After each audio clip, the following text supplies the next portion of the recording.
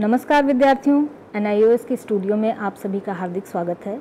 मैं हूं डॉक्टर रिंकी, सहायक प्राध्यापक, दक्षिण बिहार केंद्रीय विश्वविद्यालय से। आज हम जिस विषय पर चर्चा करेंगे उसका शीर्षक है समाज एवं विद्यालय में बाल अधिकार हनन। यद्यपि बाल अधिकारों के संरक्षण हेतु कई तरह के प्रयास किए गए हैं, परंतु बाल अधिकारों के हनन के कई मामले हमारे समाज में प्रकाश में आते रहते हैं, जैसे बाल तस्करी, यौन हिंसा, बाल श्रम, बाल विवाह तथा बालक और बालिकाओं के साथ विद्यालयों में भेदभावपूर्ण व्यवहार आदि। इस क्रम में सबसे पहले हम बाल तस्करी को देखेंगे कि कैसे हमारे समाज में बाल तस्करी द्वारा बाल अधिकारों का हनन किया जाता है।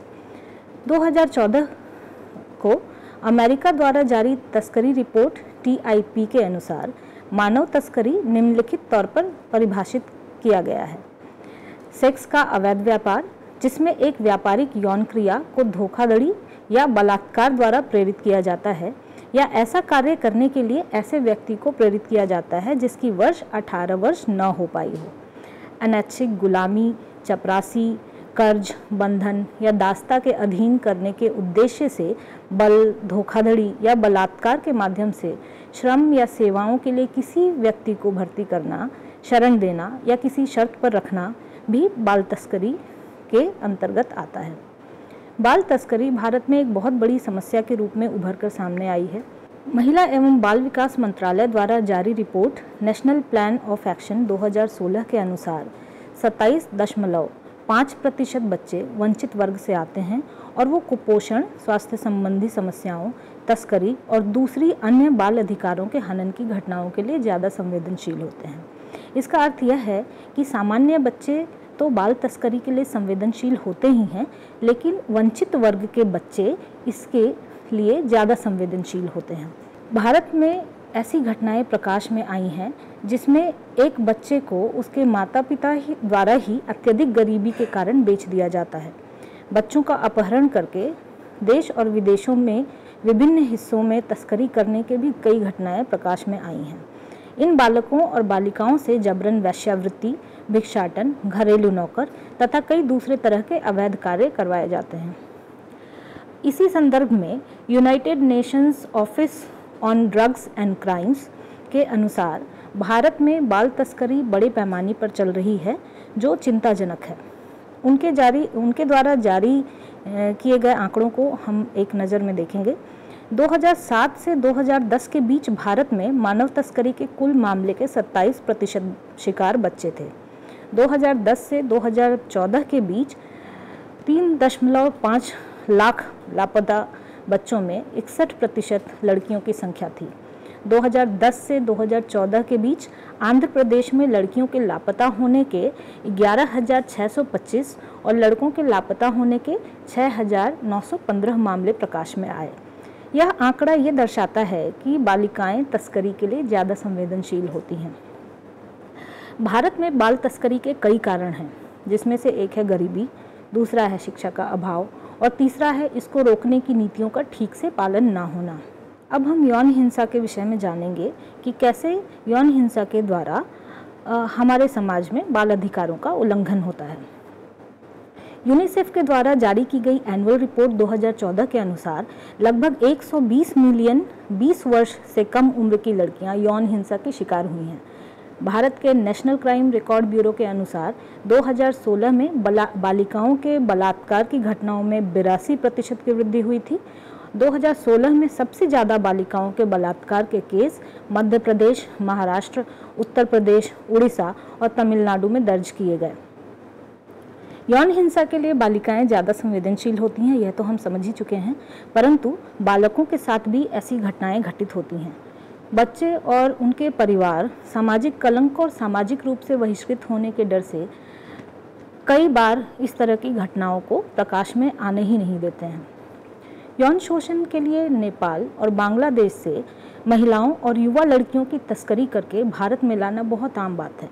यहाँ लाकर इन्हें विभिन्न शहरों जैसे कोलकाता, मुंबई और दिल्ली में स्थित वेश्यालयों में बेच दिया जाता है। ये लड़कियाँ सामान्य तौर पर 9 से 14 साल की उम्र की होती हैं और गरीब परिवारों से संबंधित होती हैं। न ही इनका अपहरण किया जाता है और न ही इनको घर से ज़बरदस्ती लाया जाता है, बल्कि इनके माता पिता या घनिष्ठ रिश्तेदारों द्वारा गरीबी के कारण इनको बेच दिया जाता है। अब इसी क्रम में हम बाल हिंसा और उत्पीड़न के संदर्भ में कैसे बाल अधिकारों का उल्लंघन होता है ये समझने की कोशिश करेंगे। यूनिसेफ के अनुसार बाल हिंसा कई प्रकार से की जाती है, जिसमें शारीरिक, मानसिक, यौन और भावनात्मक हिंसा सम्मिलित हैं। किसी प्रकार की क्षति, प्रताड़ना, यौन हिंसा या नुकसान पहुंचाने के इरादे से बच्चों के विकास की अवहेलना करना भी बाल हिंसा का एक तरीका है। बाल हिंसा बच्चों के मानसिक, सामाजिक और शारीरिक विकास को बाधित करते हैं। अपनी चरम सीमा पर ये कई बार बच्चों की मृत्यु का कारण भी बन जाता है। अब हम बाल श्रम के विषय में जानेंगे। बाल श्रम का तात्पर्य उस कार्य से है जिसमें कार्य करने वाला व्यक्ति कानून द्वारा निर्धारित आयु से छोटा हो। यदि निश्चित उम्र से कम में कोई बच्चा घर के काम या विद्यालय के काम को छोड़कर कोई अन्य काम करता है तो यह अनुचित माना जाता है। भारत के संविधान में बाल श्रम को रोकने या हतोत्साहित करने के लिए विभिन्न व्यवस्थाएं की गई हैं, परंतु इसके बावजूद यह व्यापक तौर पर प्रचलन में है। आज भी भारत में बड़ी संख्या में 14 वर्ष से कम आयु के बच्चे चाय की दुकानों, भोजनालय, ढाबे, कारखाने, ईंट की भट्टी, खेतों और घरेलू नौकर के तौर पर काम करते हुए मिल जाते हैं। इनमें से कई खतरनाक व्यवसाय से जुड़े हुए होते हैं। भारत में सेंसस 2011 के मुताबिक 10.1 मिलियन श्रमिक बच्चे 5 से 14 वर्ष की आयु के थे। जून 2011 में यूनिसेफ के अध्ययन में 2000-2009 में किए गए सर्वेक्षणों के आधार पर यह बताया गया है कि दक्षिण एशिया में 12% बच्चे 5 से 14 साल के बीच बाल मजदूरी कर रहे थे। अब हम ये समझ तो चुके ही हैं कि भारत में बाल श्रम बहुत ही प्रचलन में है, एक आम बात है यह। भारत में बाल श्रम के कई कारण हैं, जिसमें निर्धनता, अशिक्षा, बेरोजगारी, कम आय की प्राप्ति आदि शामिल हैं। गरीब परिवारों के बच्चे बाल श्रम करके अपना और अपने परिवार के सदस्यों के लिए धन अर्जित करते हैं और जीवन स्तर को कुछ हद तक अच्छा बनाए रखने में अपने अभिभावकों का सहयोग करने को विवश होते हैं। भारत में जनसंख्या का एक बड़ा वर्ग अशिक्षित है, जिसके दृष्टिकोण में शिक्षा ग्रहण करने से अधिक आवश्यक है धन कमाना, जिससे बाल श्रम को बढ़ावा मिलता है। इसके अतिरिक्त समाज के स्वार्थी तत्वों और गलत तरीकों से आर्थिक हितों की पूर्ति करने वाले व्यावसायिक संगठनों के द्वारा जानबूझकर प्रतिकूल स्थिति पैदा कर दी जाती है, ताकि उन्हें सस्ती मजदूरी पर बिना विरोध के काम करने वाले बाल श्रमिक आसानी से मिल जाएं। तो विद्यार्थियों, हम लोगों ने बाल श्रम के विषय में देखा। अब हम बाल विवाह के विषय में कुछ जानकारी हासिल करेंगे। भारत के कई क्षेत्रों में, विशेषतः ग्रामीण क्षेत्रों में बाल विवाह का प्रचलन है। इस सामाजिक कुरीति के प्रचलन से बच्चों के अधिकारों का हनन होता है। कम उम्र में विवाह होने से बच्चों का मानसिक और शारीरिक विकास ठीक से न होने की संभावना बनी रहती है। बाल विवाह से बच्चों के बेहतर स्वास्थ्य, पोषण और शिक्षा पाने के अधिकार का हनन होता है। इससे हिंसा, उत्पीड़न एवं शोषण के बचाव के मूलभूत अधिकारों का भी हनन होता है। इसकी वजह से बहुत सारे बच्चे अनपढ़ या अकुशल रह जाते हैं। फलस्वरूप उनके सामने अच्छे रोजगार पाने या बड़े होकर आर्थिक रूप से स्वतंत्र होने की संभावना काफ़ी कम हो जाती है। जैसा कि हम जानते हैं, बालिकाओं की स्थिति ज़्यादा बुरी है, परंतु एक बालक का बाल विवाह उतना ही उनके अधिकारों का हनन है जितना लड़कियों के लिए। यह उनके चयन के अधिकार को छीन लेता है एवं उनकी क्षमता और आयु के परे उन पर पारिवारिक जिम्मेदारियों का बोझ डाल देता है। भारत एवं मध्य पूर्व के देशों में अधिक उम्र के पुरुष की कम उम्र की लड़कियों के साथ शादी की घटनाएं प्रकाश में आती रहती हैं। इससे बालिकाओं का शोषण तो होता ही है, साथ ही कई बार उन्हें वेश्यावृत्ति के लिए भी बाध्य किया जाता है। परंतु विद्यार्थियों, यह जानकर अच्छा लगेगा कि यूनिसेफ 2016 की एनुअल रिपोर्ट के अनुसार पिछले 10 सालों में बाल विवाह की घटनाओं में तेजी से कमी आई है। अब इसी क्रम में हम यह समझने की कोशिश करेंगे कि बालिकाओं के प्रति भेदभावपूर्ण रवैया भी बाल अधिकारों का हनन होता है। भारतीय समाज मुख्य रूप से पितृसत्तात्मक है और यहाँ के अधिकांश परिवार पितृसत्तात्मक विचारों को ही पोषित करते हैं। फलस्वरूप बालिकाओं की स्थिति बालकों की तुलना में कम आंकने की संभावना ज़्यादा हो जाती है और कई बार यह परिवार और समाज के सदस्यों के व्यवहार में जाने अनजाने परिलक्षित हो जाता है। कई बार बालिकाओं की विकासात्मक ज़रूरतों की अवहेलना उनके ही परिवार के द्वारा कर दी जाती है एवं उन्हें उचित पोषण और शिक्षा से भी वंचित कर दिया जाता है। जेंडरगत शैक्षिक असमानता इसी बाल अधिकार के हनन के अंतर्गत आता है।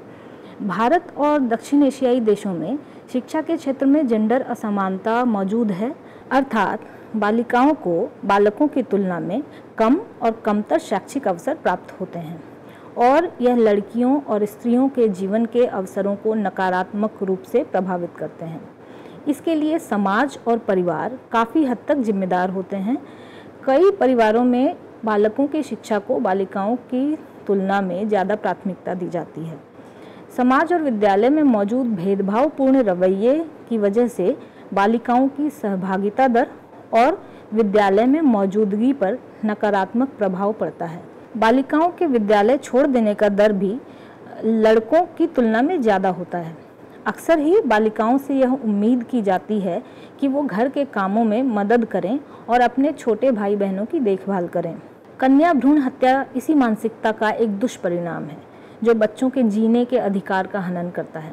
समाज में व्याप्त रूढ़िवादिता और पुत्र मोह की आकांक्षा में कन्याओं को गर्भ में ही मार दिया जाता है। तकनीकी विकास का दुरुपयोग करके और लिंग की जांच करवाकर पक्षपाती लिंग चुनाव करने के कई मामले हमारे देश में प्रकाश में आते रहते हैं। यद्यपि भारत सरकार द्वारा बाल अधिकार हनन के रोकथाम के लिए पीसी एंड एनटीडी कानून 1994 के तहत दोषियों के विरुद्ध कार्यवाही का प्रावधान है, परंतु ऐसी घटनाओं को पूरी तरह से नियंत्रित नहीं किया जा सका है। अभी तक हम लोगों ने ये समझा कि समाज में व्यापक तौर पर किस प्रकार बाल अधिकार का हनन हो रहा है। विद्यालय भी समाज का ही भाग होते हैं, परंतु विद्यालयों में बाल अधिकार का हनन किस प्रकार होता है यह हम अलग से समझने की कोशिश करेंगे। विद्यालयों में इधर हाल के दिनों में बाल अधिकारों के हनन के अतिवादी घटनाएं प्रकाश में आई हैं, जैसे विद्यालय परिसर में बच्चे की संदिग्ध अवस्था में हत्या होना, बच्चे का सीढ़ियों से फिसलकर गिरने पर मृत्यु होना आदि। यह बच्चों के सुरक्षित जीवन जीने के अधिकार का उल्लंघन है। विद्यालयों का ये दायित्व बनता है कि वे बच्चों को सुरक्षित वातावरण प्रदान करें। दंड रहित और भयमुक्त वातावरण में शिक्षा के अधिकार का उल्लंघन भी हमारे विद्यालयों में देखने को मिलता है। भारत में आरटी एक्ट 2009 के तहत विद्यालयों में शारीरिक उत्पीड़न और मानसिक उत्पीड़न दंड मुक्त शिक्षा का प्रावधान है, लेकिन इसके उल्लंघन के कई मामले सामने आते रहते हैं। जैसे गत वर्ष देहरादून के एक निजी विद्यालय में 40 बच्चों के बाल एक साथ काटे जाने का मामला प्रकाश में आया। कई तरह से दंड देने के तरीके अभी भी हमारे विद्यालयों में प्रचलन में हैं, जैसे बच्चे को कुर्सी या बेंच पर खड़ा कर देना, स्कूल बैग को सर पर रखकर खड़े होने को कहना, पूरे दिन धूप में खड़े रखना, मुर्गा बनाना, हाथ ऊपर करके खड़े रहना, पेंसिल को मुंह में दबाकर खड़े रहना, उठक बैठक करवाना, कान ऐंठना, चिकोटी काटना, छड़ी से मारना, डांटना, विपरीत लिंग के बच्चे से थप्पड़ मरवाना, कुछ दिनों के लिए उन्हें सस्पेंड कर देना, लड़कों के शर्ट उतरवाना, बच्चे को अंधेरे कमरे में बंद कर देना, बच्चे को क्लासरूम के ज़मीन पर दंड स्वरूप बैठाना इत्यादि। कई तरीके से हम विद्यालयों में बच्चों को दंड देते हैं। यह उनके अधिकारों का उल्लंघन है। छात्र छात्राओं के साथ शिक्षकों या प्रशासकों द्वारा छेड़छाड़ के भी कई मामले प्रकाश में आते रहते हैं। विद्यालयों में कई ऐसे भी मामले प्रकाश में आते हैं जिसमें बच्चों की जाति और लिंग के आधार पर उनके साथ शिक्षक, स्कूल के प्रिंसिपल तथा अन्य साथियों द्वारा भेदभाव किया जाता है। इसी क्रम में हम ये भी समझेंगे कि मिड डे मील के अंतर्गत खाने की खराब गुणवत्ता, पुस्तकों और पाठ्य सामग्री का समय पर वितरण नहीं होना इत्यादि भी बाल अधिकारों के उल्लंघन का ही मामला है। आर्थिक रूप से कमजोर वर्ग के बालकों और बालिकाओं के लिए प्राइवेट स्कूल में 25% आरक्षण का क्रियान्वयन नहीं होना भी बाल अधिकारों के उल्लंघन का ही मामला है। इसी प्रकार आरटीई एक्ट के तहत किए गए किसी भी प्रावधान का ठीक तरीके से क्रियान्वयन नहीं होना, जैसे शिक्षकों की पर्याप्त संख्या में नियुक्ति नहीं होना, इंफ्रास्ट्रक्चर नहीं होना या किसी अन्य तरह की सुविधा नहीं होना भी बच्चों के अधिकारों का उल्लंघन माना जाता है। तो विद्यार्थियों, आज हमने ये समझने की कोशिश की कि हमारे समाज और विद्यालय में बाल अधिकारों का हनन किस प्रकार होता है। आशा है आपके लिए यह चर्चा उपयोगी सिद्ध हुई होगी। अगली बार किसी और विषय के साथ आपके साथ मुलाकात होगी। धन्यवाद।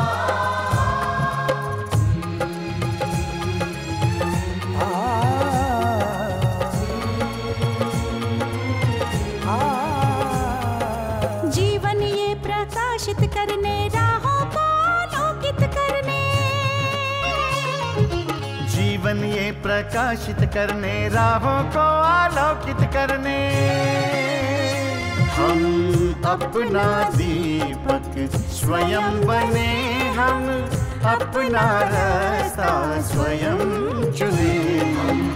अपना दीपक स्वयं बने, हम अपना रास्ता स्वयं चुने। जीवन ये प्रकाशित करने, राहों को आलोकित करने।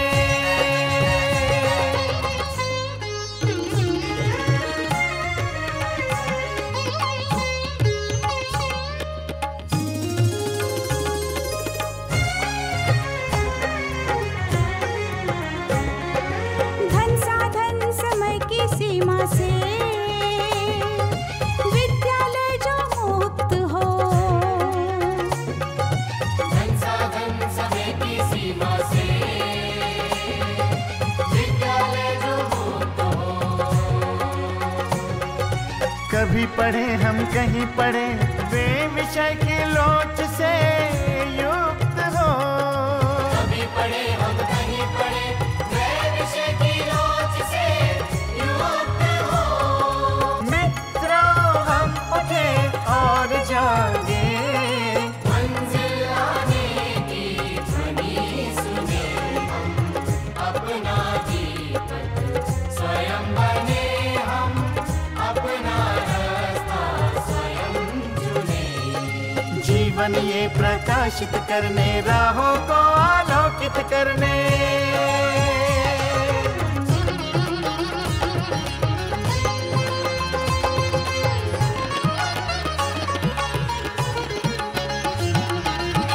राष्ट्रीय मुक्त विद्यालय का है द्वार खुला सबकी खातिर।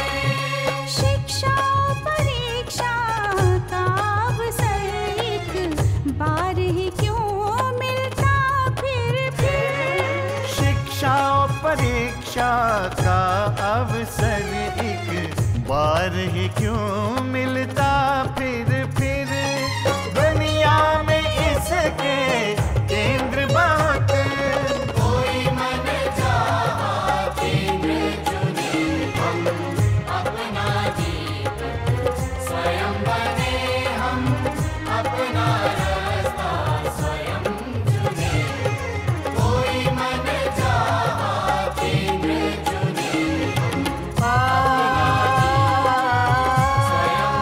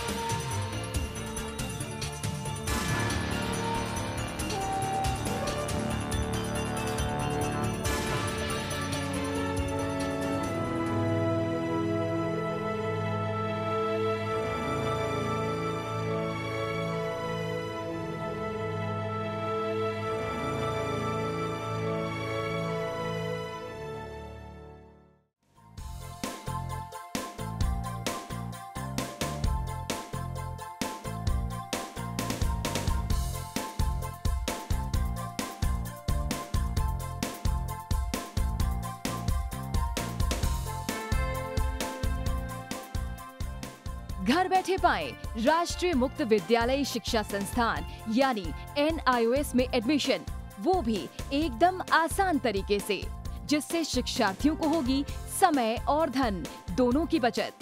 NIOS से शिक्षा कभी भी कहीं भी। शिक्षार्थियों, क्या आप जानते हैं NIOS में एडमिशन लेने का सरल और सुगम तरीका, जिससे शिक्षार्थियों को ऑनलाइन प्रवेश लेने में सहूलियत मिलती है।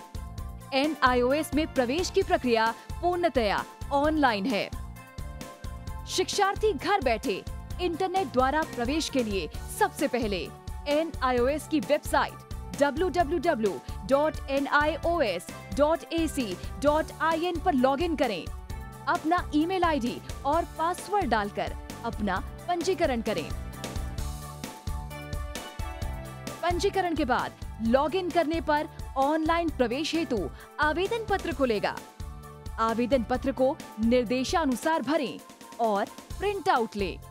इस प्रिंट आउट पर अपनी फोटो संलग्न करें। ऑनलाइन प्रवेश के लिए शुल्क हेतु भुगतान के तरीके हैं: क्रेडिट कार्ड के द्वारा, डेबिट कार्ड के द्वारा, राष्ट्रीयकृत बैंक के ड्राफ्ट के माध्यम से, जो कि सचिव NIOS नई दिल्ली या नोएडा के पक्ष में देय हो।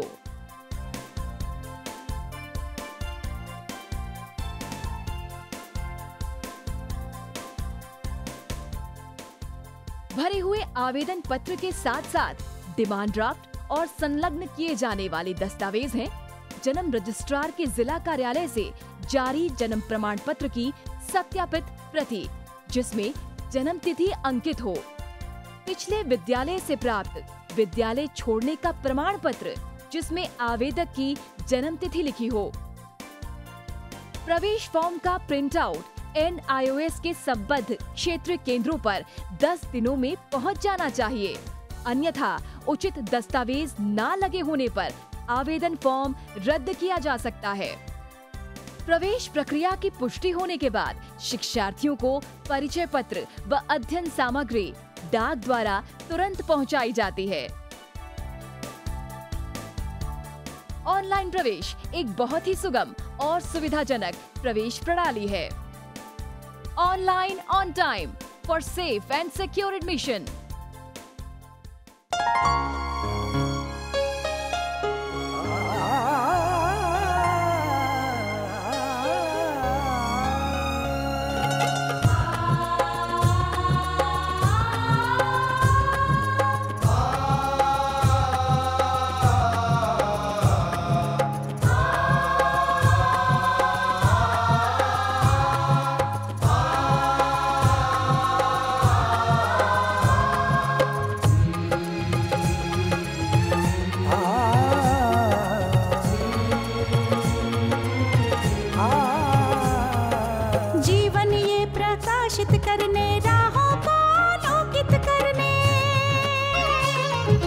जीवन ये प्रकाशित करने, राहों को आलोकित करने, हम अपना दीपक स्वयं बने, हम अपना रास्ता स्वयं चुने।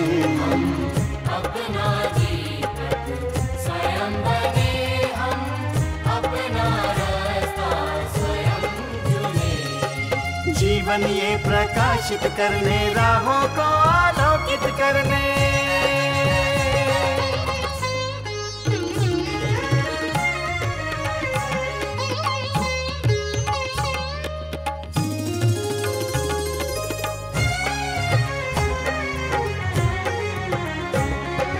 धन साधन समय की सीमा से विद्यालय जो मुक्त हो, धन साधन समय की सीमा से विद्यालय जो मुक्त हो। कभी पढ़े हम कहीं पढ़े, वे विषय की लोच से युक्त हो। कभी पढ़े हम कहीं पढ़े, वे विषय की लोच से युक्त हो। मित्रों हम उठे और जागे, मंजिल आने की ध्वनि सुने। दीपक स्वयं बने हम, अपना रास्ता स्वयं चुने। जीवन ये प्रकाशित करने, राहों को आलोकित करने।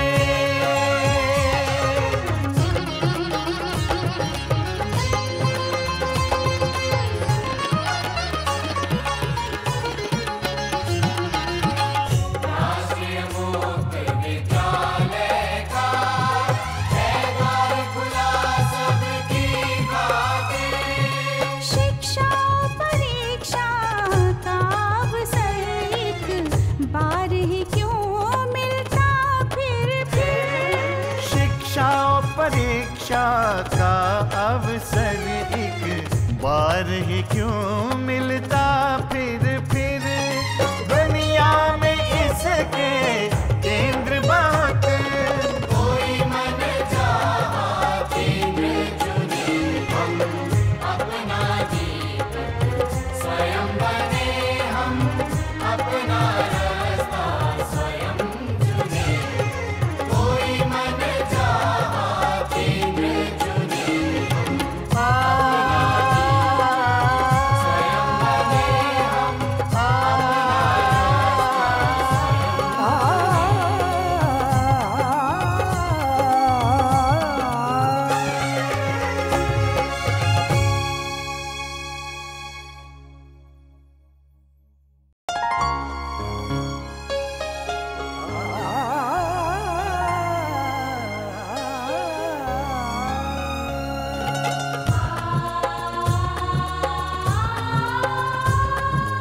जीवन ये प्रकाशित करने, राहों को आलोकित करने।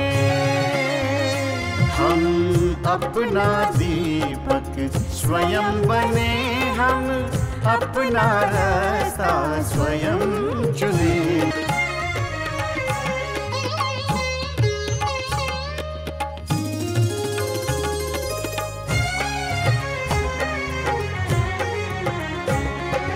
धन साधन समय की सीमा से